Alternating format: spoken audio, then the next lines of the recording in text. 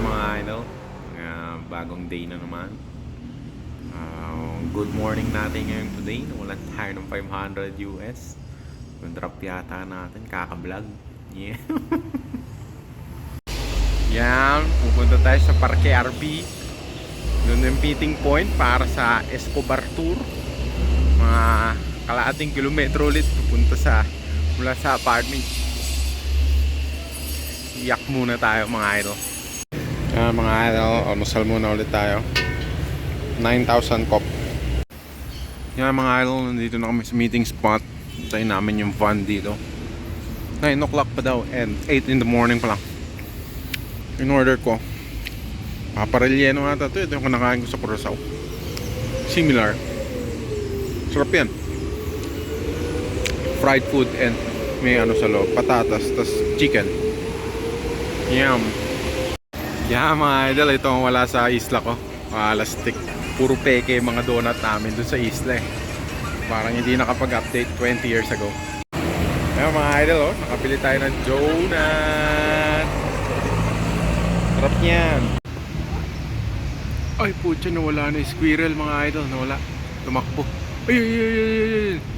Ayan yan. Kita nyo ba mga idol? Oops! Grabe, ang galing to. Nag-jump ba? Ayan mga idol, hanap pa ng magtutour sa amin.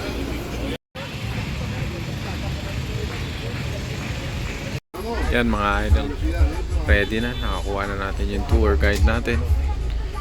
Ikutin na natin si Escobar. Ito mga idol yung neighborhood na ni Escobar, Comuna 9. So meron silang 16 komuna sa Colombia. At yung 9 yung number 9 yung kay Escobar neighborhood. Sobrang tarik, like I told you. Parang Baguio. Yung mga kabayan, para rin Baguio City. Parang Pilipinas lang. Lalakad ka sa mga stero. Yung amoy, may stero rin. Ayan mga idol, ang ating first stop yung community ni Escobar. Ito yung lugar kung saan nagpatayo siya ng mga pabahay. Kaya kumbaga kaya naging pinangalan sa kanya to dati. Pero ang nangyari, tinatry na linisin yung pangalan niya dito sa Colombia. Pero itong neighborhood na to, ito kasi yung kumbaga naging Robin Hood siya at nagbigay ng mga pabahay.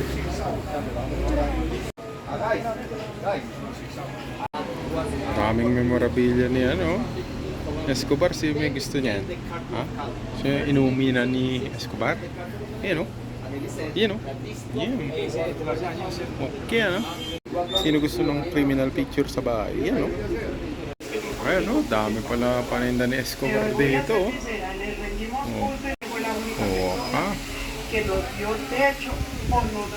Ayan, pinasok ko pa sa vlog Ayan, pinapakete ko na. Siguraduhin ko darating yan. Yan si Pablo yan, pero binubura na yung istorya niya rito, kaya nilagay na lang siyang brains. Ito naman yung itsura ng komunidad ni Pablo Escobar. Yan si tropang tour guide, magkikwento habang traffic papunta sa kabilang destination. Yan mga idol, ito naman yung itsura ng kalsada ng Colombia. So para siyang Pilipinas din pag nasa Kapatagan Park na. Tapos marami rin mga lady rider dito. Ito yung mga babae, may mga silbi. Tatrabaho din sila as mga police, mga ganun. Maraming mga riders. Yan mga idol, ang bahay ni Escobar. Nakatira siya sa high-end na paligid. Parang Beverly Hills. Ang kapaligiran niya, maganda yung neighborhood. Ang mga pang-rich yung area niya talaga. Siguro marami siya pera. Bali, nasa kabilang side yung kung saan siya tinapos ang buhay ng ating superhero si Escobar. Lalakarin natin yung makabila para makita natin sa bahay niya. Bahay niya. Gaya sabi ko, yung neighborhood niya pang rich na, hindi nagamit yung mga clay pots. Bali, mag-ara na yung place niya. Yan, nagbebenta silang bulaklak para pwede mo i-alay sa ating superhero. Pero joke lang yun. Ito naman mga idol kung saan na siya nayatap. So tumalon siya sa likod ng bahay niya. Nandun tayo sa kabila kanina.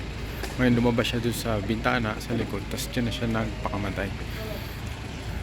Sabi nila nagpakamatay daw mga idol. Sinat niya na lang yung sarili niya. Yan ang tsura ng neighborhood ni Escobar mga idol.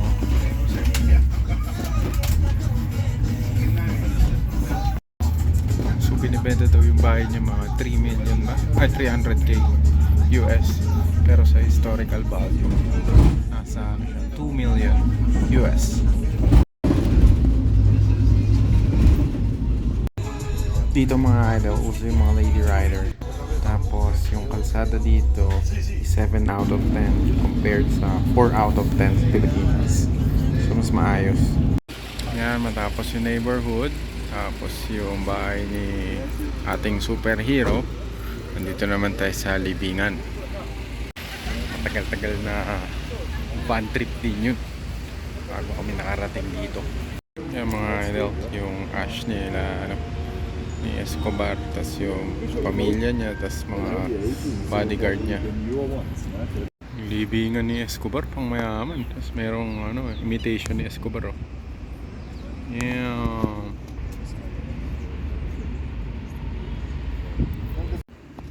Kilala niyo ba si Criselda Blanco?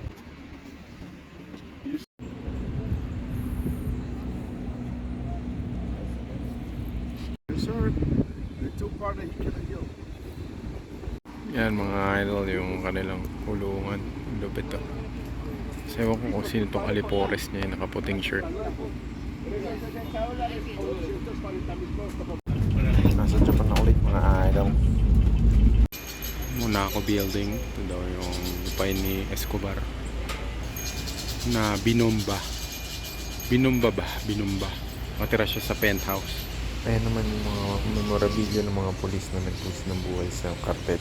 Ito yung mga commemorative na sa mga pagbomba, mga pinaggagawa niya. So nagsimula yung mga kahayupan 1984, 88, tas sunod-sunod dire-diretso. Diyan nakasaad yung mga lahat ng mga pinagbobomba niya na galing sa mga narcotic wars. Mga bangko, pharmaceuticals, aeroplano. Sinimulan niya sa 84, binomba niya yung US Embassy ng Colombia. Para walang mga Amerikano. Para makontrol niya ang Colombia.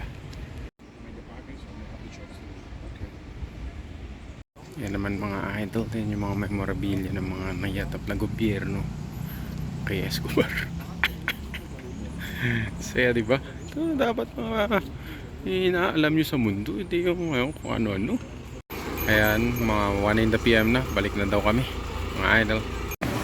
Yan mga idol, tapos na yung Escobar tour. Nakabalik na kami sa parke. Yan yung Dunkin Donut So magpunta kami, doon naman kami magkain, magpunta naman magkain. Nagbukas na yung parke mga tindahan na sa Baguio City. Yan mga idol, dito tayo kakain.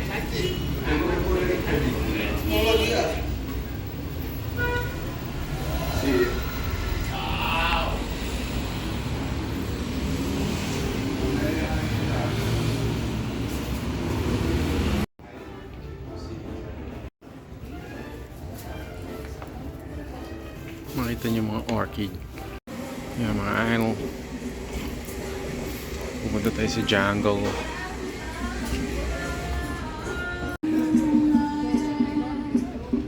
Yan mga idol, parang jungle book yung niya, yung kanilang menu. Wow. So nagbebenta sila ng cheetah, ganyan, manok na buhay, tapos kinakain din itong mga birds, and then yun, may mga butterflies ting na pagkain, tapos yung mga cricket. Masarap yung cricket. In order ko yung turtle kasi para masarap. I-try ko yung turtle. Yung cold brew natin, $2, $4. Hindi ko lang. Oh my god, ang dami mga idol. Yeah. brisket. Queso. Nyam. Papakita ko sa inyo mga idol yung first bites para makita nyo kung ano yung tsura ng first sa bites. Yeah. Iskepeti mozzarella. Masarap. Ito ay 93,000 pop. $23.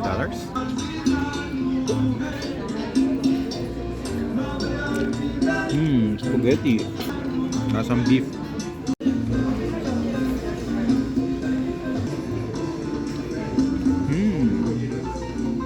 Malalasa mo yung tomato, patatas, tsaka keso. Bali yan, patatas sa ilalim, beef, tapos keso, at saka gulay, at saka keso. The perfect line.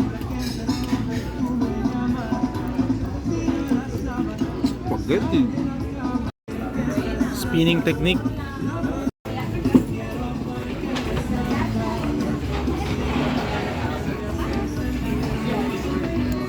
Disappointed of time. Sisimula na ako mas slow down. Grabe, may patio tayo dito dong.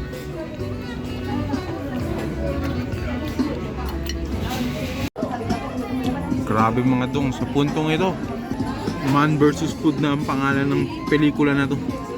Walang yan, dami. Lumagpas ng konti eh. Muntik na maparami ah. Tigil-tigilan na natin to. Yan, naubos ko na. Walastik oh. Isa na lang oh. Lapit ko na matapos mga Man vs. Food. Ito naman mga idol. Oyster. So very good. Oh, grabe. Mas matapos ko na. Huwag mo pakita yung take-out box ko sa likod. Tignan mo. Matapos ko na mga dong, oh. Dawan ko lang. Inek ko. Sobrang dami.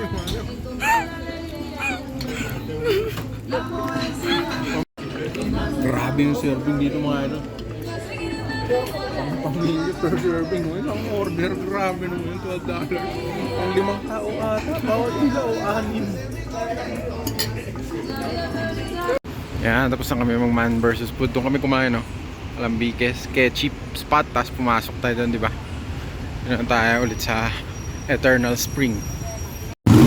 Taxi naman tayo papunta sa mga castle nila dito. Nakastop sila eh, baka skamin tayo. Yeah mga idol, nandito naman kami ngayon sa El Castillo.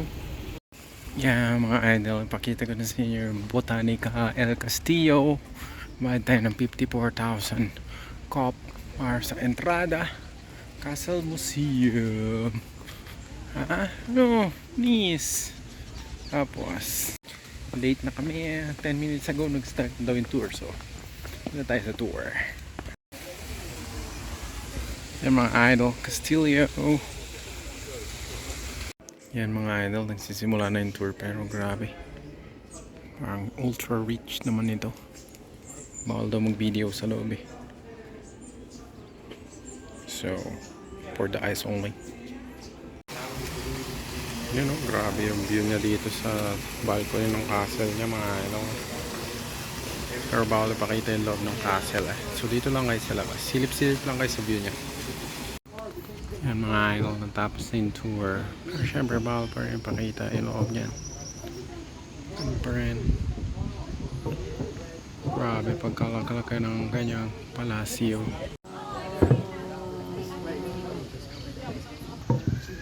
Si Don Diego. Yan mga idol, maraming birds din dito sa Colombia. Number 2 in the world sila sa dami ng species ng birds. Yan mga idol, so natapos na natin yung tour. Diyan o, pinakita nila yung loob. At yung mga owner, backgrounds nila. Yan. So nagsimula itong lugar na to sa isang Colombiano. Nagpunta siya sa, hindi ko alam, pero galing na siya sa rich family. Tapos meron siyang asawa, napangasawa sa sa Europe. Tapos saka sila bumalik dito sa Colombia. Then nagkaroon sila ng isang anak. Pagdating ng mga 19 anyos, namatay yung anak nila. Tapos a year after, namatay yung lalaki. Then naging isa na lang yung babae dyan. At nung naging mag-isa na lang yung babae dyan, ngayon parang pinamigay na niya lahat ng kayamanan niya into sa public. Saan pupuntahan yung pera niya? Pinapamigay na niya lahat. Pero up until now, privately owned pa rin. Pero parang dinidisburse lang sa mga mga pamigay ba. Yeah.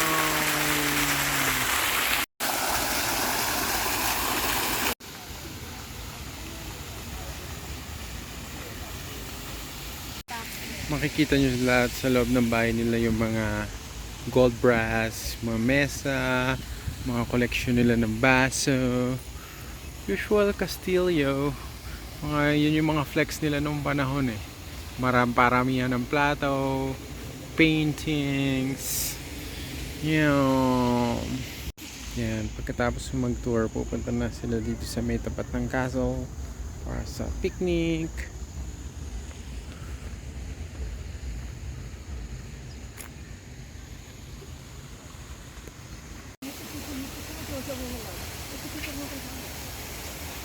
Huwag nyo kakalimutan panoorin sa 4K resolution. Puntahan nyo yung settings at going 1440 or 2160 resolution.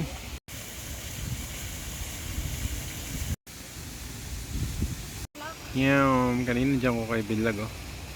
Nandiyan ako sa balcony. Yan mga idol, tapos na yung ating castle tour. Lipat naman tayo ulit sa labas. Laki ng gate niya, no? Kaya mga idol, so nag-taxi na kami ulit. Parang minimum naman dyan, 7,000 kop lang. So magkano yun? Very mura. Very pagsakay mo, 5,000 kop. Tapos yun, nagiging 7. Halos bawat sakay lang namin, less than 10 eh. Ngayon, punta naman tayo sa mall mga idol. Wala kasing ganito sa isla namin. Yeah. Kaya mga idol, mayroon sa Starbucks. Yung mall nila parang mall talaga eh. Ayan, laki din ng mall nila. Yung ganito nilang shoes 580k. Mga ano ata to eh. Hindi ko alam. $130. Tignan natin. Tignan nyo yung mall nila mga idol. Parang market. Pero hindi sila McDonald's, no? Lupet ah!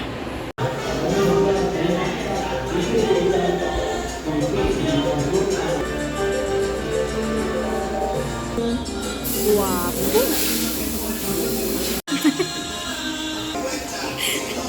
Pantay na yung... Ayan mga idol, nakapagdakats burger naman. Uy! Grabe! Ang chikano eh, oh. Pantay na yung buhok ko mga idol. Naalis na yung bakaw-bakong buhok ko. Pati mukha.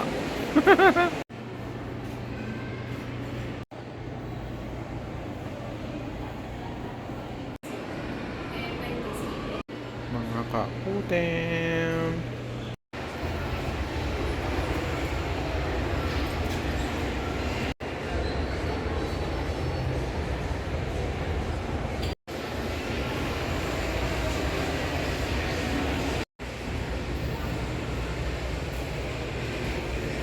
Amazing yung mall nila, bumukas yung bubong. Magic. Kasi malamig na sa labas ngayon, kaya papapasokin na nila ang hangin sa labas. Amazing! Uy, nakahanap kami ng boba shop oh. Hey! Yun oh, milk tea mga kaboba! Hey, boba! Let's go!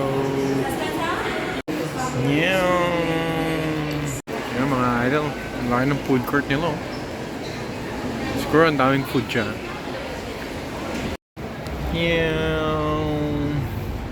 Kita nyo dito yung Medellin. Kaya mga idol, pagod na tayo eh. Mag-uwi na tayo. Kasi 13 hours na tayo sa labas eh. Kaya oras na para magbiyahe. Tapos na natin day 3. Yeah!